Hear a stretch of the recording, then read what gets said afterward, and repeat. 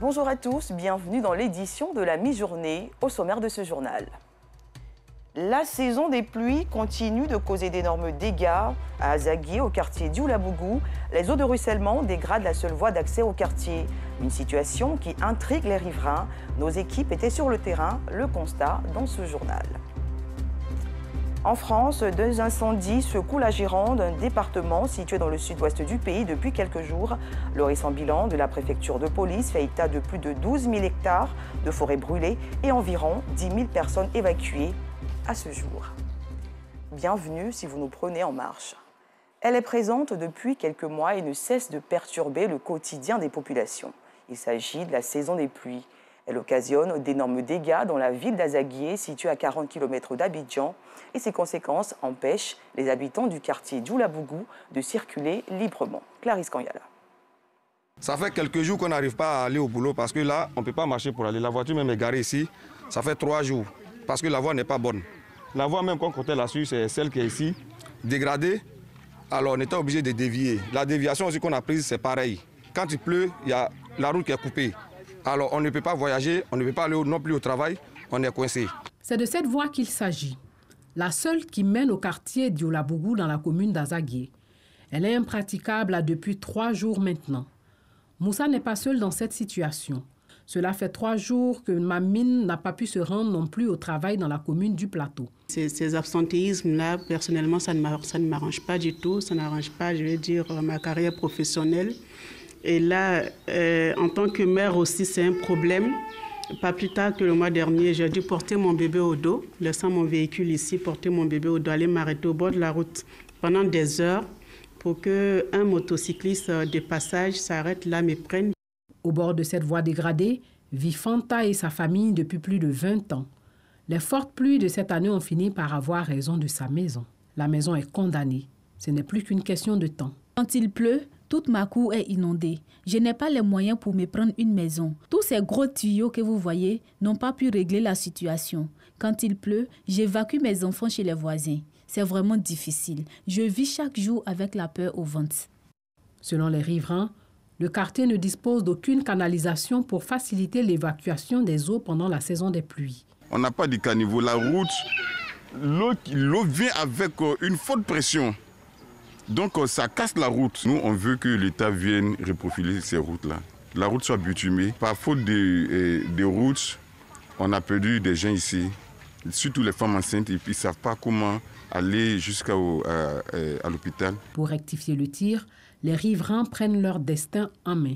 Ce matin, on a voulu résoudre le problème à notre manière, comme on le fait à chaque saison de pluie. Essayer de faire un passage d'eau, une petite canalisation, mettre le sable dans des sacs vides pour freiner un peu le courant d'eau. Mais toutes les tentatives de solutions entreprises par les riverains n'ont été que temporaires face à la forte pression de l'eau. Ils appellent donc à l'aide. C'est un cri de cœur que nous voulons lancer au premier responsable qui est le président de la République. Parce qu'aujourd'hui, c'est un calvaire à cause de la pluie.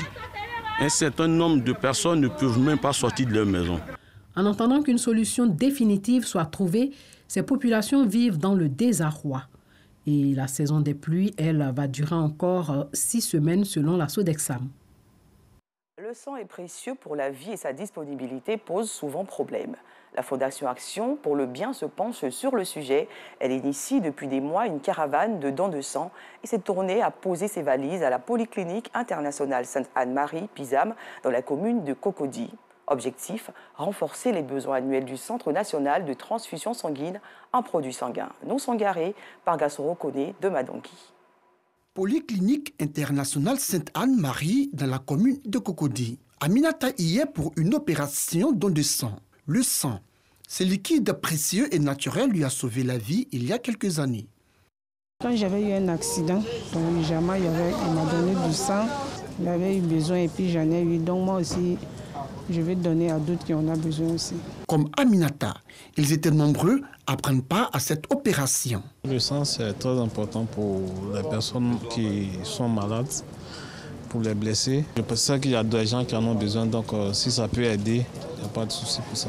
Et nous sommes dans le domaine, nous savons combien le sang est crucial et est vraiment important.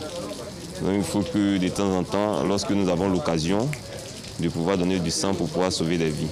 Le sang est devenu une denrée rare dans les centres hospitaliers ivoiriens. Et les besoins annuels du pays en sang sont estimés à 250 000 poches selon le CNTS, Centre national de transfusion sanguine. Nous sommes au mois de juin, nous sommes à plus de 100 000 poches de sang. Donc nous espérons qu'avant la fin de l'année, nous atteindrons les 250 000 poches de sang. Cette opération, initiée par la Fondation Action pour le Bien, s'inscrit dans le cadre de la caravane nationale de dons de sang.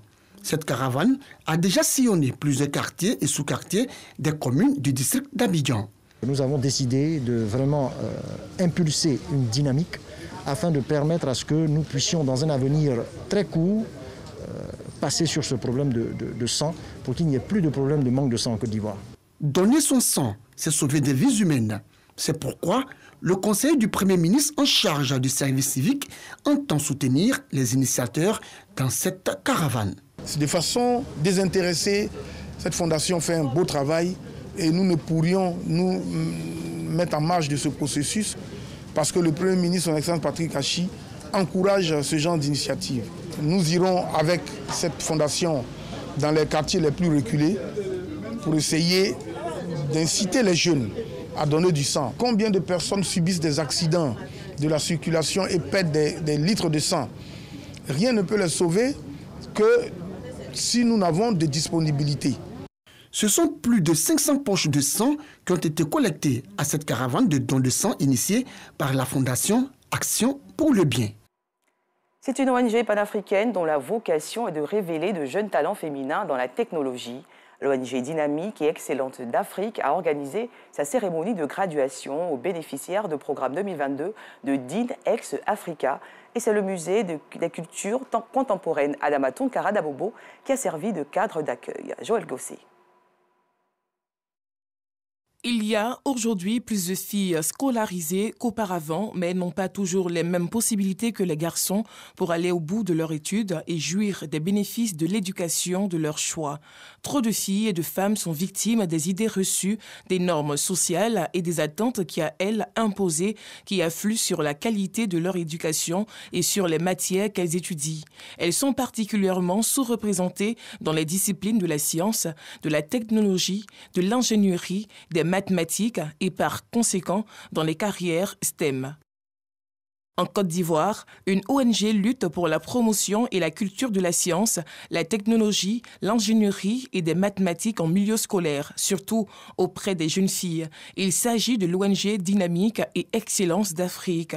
Ce jour, plusieurs jeunes filles se sont retrouvées au musée Adama Tounkara. Après 3 mois de formation pour certaines et 6 mois pour d'autres, ces jeunes filles reçoivent leur diplôme. C'est le cas d'Eyem Sonia, élève en classe de 6e, créatrice d'un site internet dénommé Commune Propre. Je me sens extrêmement bien.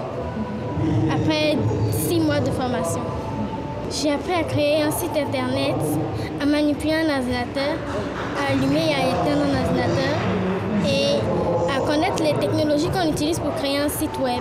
La formation, c'est une preuve vivante que les jeunes filles peuvent travailler dans ce domaine-là. Comme Sonia, elles sont nombreuses, ces jeunes filles, à avoir présenté à cette occasion leurs innovations. La naissance de ce projet peut avoir une bonne influence sur la vie de Congo et ça va permettre aux autres élèves de redoubler d'efforts à l'école pour avoir une même chance que nous avons eue. Car d'autres personnes payent de l'argent pour cette formation. Et si nous avons eu cette formation gratuitement, c'est grâce à l'excellence et ils ont pris une légalité basée sur nos compétences. Avec l'évolution des choses, avec les femmes de référence que nous voyons dans notre société, on peut dire qu'il y a une évolution, une nette évolution de cette mentalité-là.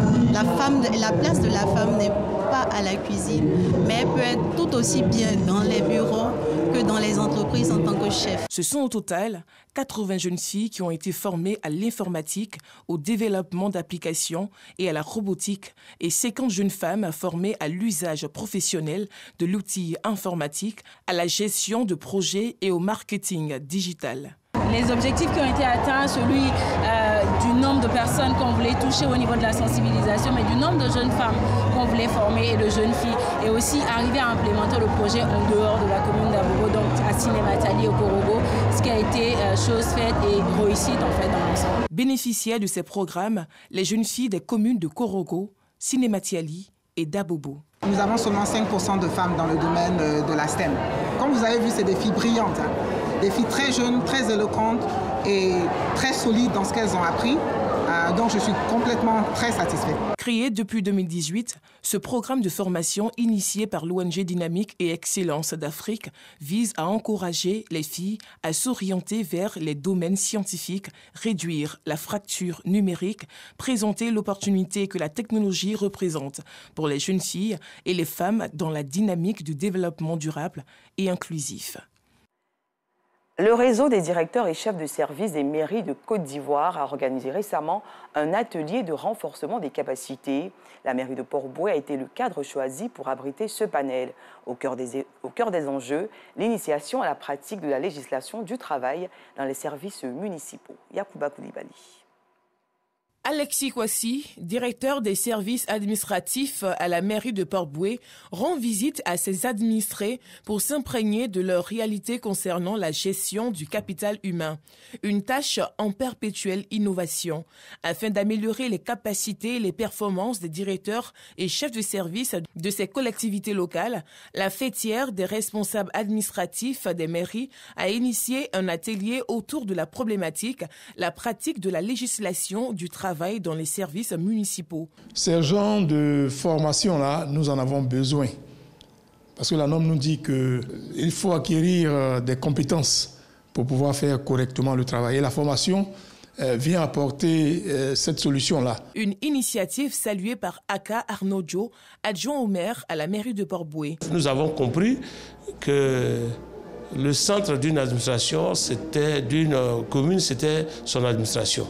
Nous avons décidé de certifier la mairie de Port-Bouët au niveau de l'état civil. Pour Lambert Conan, animateur d'atelier, un message est à retenir. Nous sommes là en tant qu'animateurs pour pouvoir informer utilement les directeurs et chefs de service administratifs des mairies de Côte d'Ivoire. Informer utilement quant au contrat de travail, informer utilement quant à la procédure disciplinaire et informer utilement quant aux représentants des travailleurs dans les communes. Pour la circonstance, Serge To-Sei, président de cette fêtière, lance un appel. Le séminaire de ces 2 jours sera l'occasion de renforcer les capacités de nos collègues qui sont dans toutes les mairies de Côte d'Ivoire afin de prévenir déjà les conflits entre l'employeur, c'est-à-dire le maire, et les agents. Les participants se réjouissent de cet atelier et se disent mieux outillés pour accomplir avec quiétude leurs différentes tâches. Le réseau des directeurs et chefs de service administratifs des mairies de Côte d'Ivoire, créé le 15 novembre 2018, se réunit 2 fois par an pour des ateliers. Objectif, renforcer les performances et les capacités de ses membres. Ce sont 125 agents qui ont pris part à cette séance de formation. Nous vous le disions en titre, le département de Gironde en France est en alerte maximale. Près de 12 000 hectares de forêt ont brûlé et plus de 12 200 personnes ont été évacuées suite aux 2 incendies en cours depuis le mardi dernier. Ces informations sont consécutives au point de presse de Fabienne Bouccio, la préfète de Nouvelle-Aquitaine et de la Gironde qui s'est tenue ce matin.